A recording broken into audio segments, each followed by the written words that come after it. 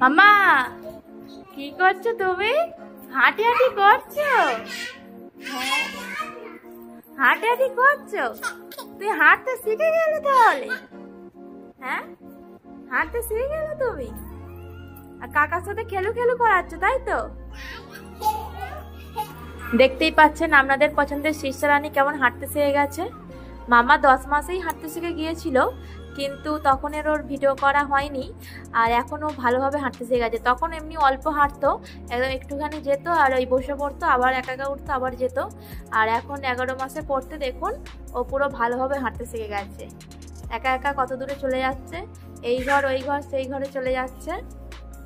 আর ওর কাকার সঙ্গে খেলা করছে এখানে, লিটিল কাকার সঙ্গে।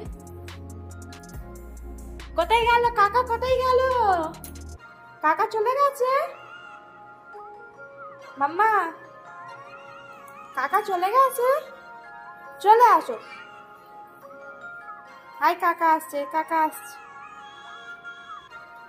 আসো কাকা আসছে, চলে আসো।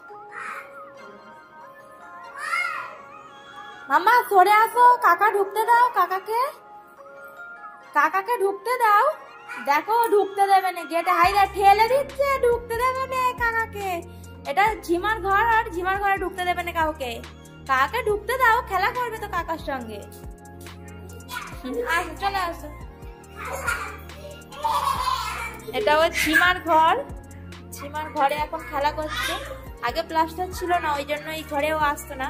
এই প্লাস্টারটা হতে এখন এই ঘরেই ও খেলা করে, কারণ এটা ফাঁকা আছে ঘরটা, ওর খেলা করতে সুবিধা হয়। ওটা ওটা ফেলে না, আর আমাদের ঘরে তো এটা ওটা থাকে, ও সেইগুলো নিয়ে ঘাটাঘাটি করে ফেলে দেয় সব।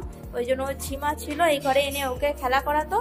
আর ওই ঝিমার সাথে থেকে থেকেই ও এখানে হাঁটতে শিখে গেছে। আর এই দেখুন ফোনটা দেখতে পেয়েছে, ঠিক যাচ্ছে ফোনের কাছে। আর ওই ঝিমা এখন নেই, মেয়ের বাড়ি গেছে। ওই জন্য ওই ঝিমাকে খুব মিস করছে, কারণ ওর ঝিমা ওকে সবসময় নিয়ে বসে থাকতো। শীর্ষা ঝিমা তো কুটুম বাড়ি গেছে, মেয়ের বাড়ি গেছে, বোনের বাড়ি গেছে। ওই জন্য শীর্ষা কত মিস করছে ঝিমাকে। ওই জন্য এখন ওই কাকার সাথে খেলা করছে।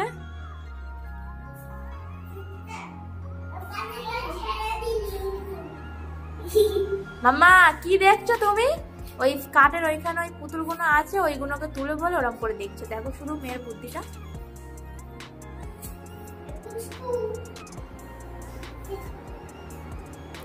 কি করছো মাম্মা?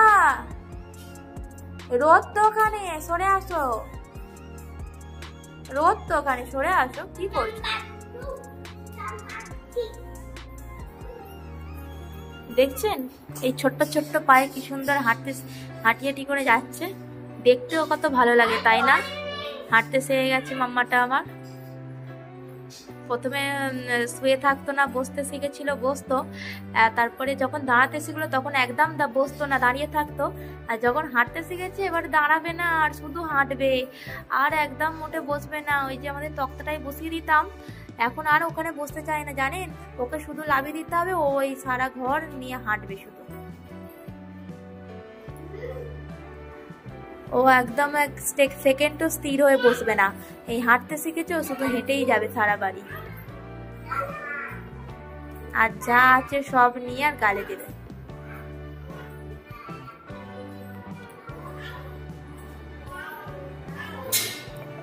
কে এসেছে? পিপি এসেছে, পিপি এসেছে। পিপিকে ঢুকতে দাও ঘরে। পিপিকে ঘরে ঢুকতে দাও মামা।